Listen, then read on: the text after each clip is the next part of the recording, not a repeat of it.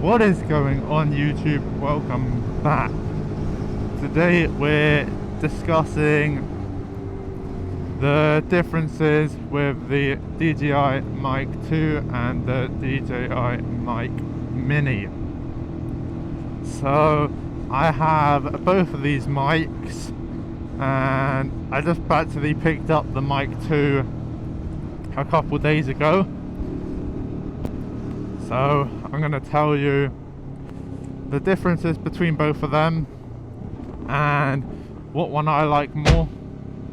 You'll hear throughout the video the different audios between the mics. So at the top right there'll be a bit of text saying whether it's the DJI Mic Mini or the DJI Mic 2. So first thing is obviously the size. So the Mic Mini is about half of the actual size of the DJI Mic 2. The Mic 2 is about double. It's a lot more bulkier, a lot more bigger, meaning that it's harder to find places for it to fit. So the Mic Mini you can fit in your helmet really easily, and you can clip it to your bike or yourself and it's basically invisible. Whereas if you wanted to put the Mic 2 in your helmet, it's bigger, so you need to find more space for it to fit, and also it's harder to find somewhere for it to stay as it's much bigger and it's more noticeable.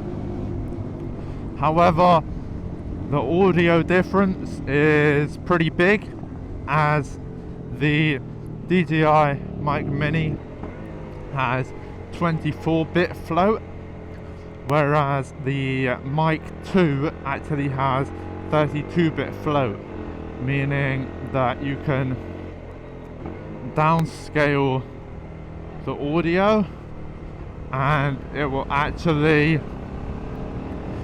stay, so it keeps all that data retention from the audio, meaning that you can in post-production make it quieter and it will actually keep all the data. Whereas if the Mic Mini was to peak, for example, and you try to make it quieter, it would be harder, as you have the risk of losing data from the audio, making it become muffled or corrupted. Also, another big factor is the battery life. So the Mic Mini has around about 40-ish hours of battery life before it dies, whereas the Mic 2 has about 20. And then another key point is the actual price point of each microphone. So the Mic Mini comes in, I believe, at around £26, whereas the Mic 2 comes in at about 40, I believe. This is for the single microphone, the transmitter only, so nothing else. You don't get two mics and the responder, you only get the single transmitter.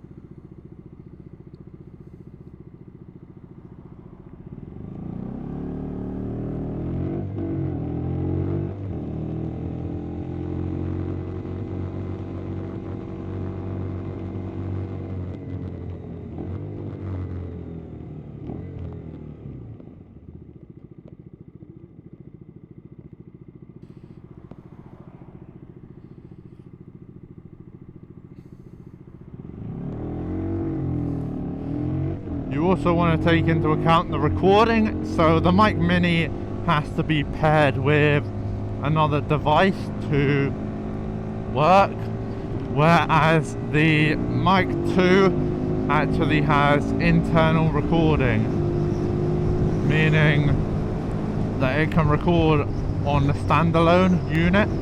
It doesn't need to be connected to anything. However, coming standard, the Mic 2 only comes in the 24-bit, meaning that you need to have another device like the DJI Osmo Action the DJI Osmo Action 4 and above, so that's the 4, 5 and 6 currently, or you can have something like the Pocket 3, as you need to connect to it to enable the 32-bit float. Or if you buy the package where you get the 2 mics and the receiver, on the receiver it lets you enable 32-bit float. So that's something to keep in mind, that to enable a 32-bit float you do need another device or the full package.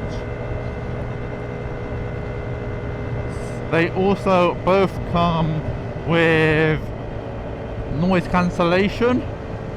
They both can have noise cancellation enabled, and they come with a dead cat for the noise of the wind. It tries to quiet it a bit, so right now the audio you're hearing are filmed with the Mic Mini and the Mic 2, which both have the dead cat installed.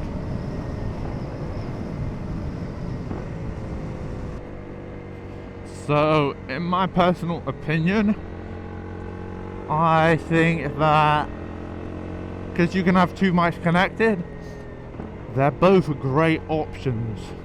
I think that the Mic Mini is a good option if you want a microphone in your helmet. If you're moto vlogging, you want a microphone that can be in your helmet and doesn't take up too much room and is wireless, because some people don't like the cables. Me, I don't mind the cables.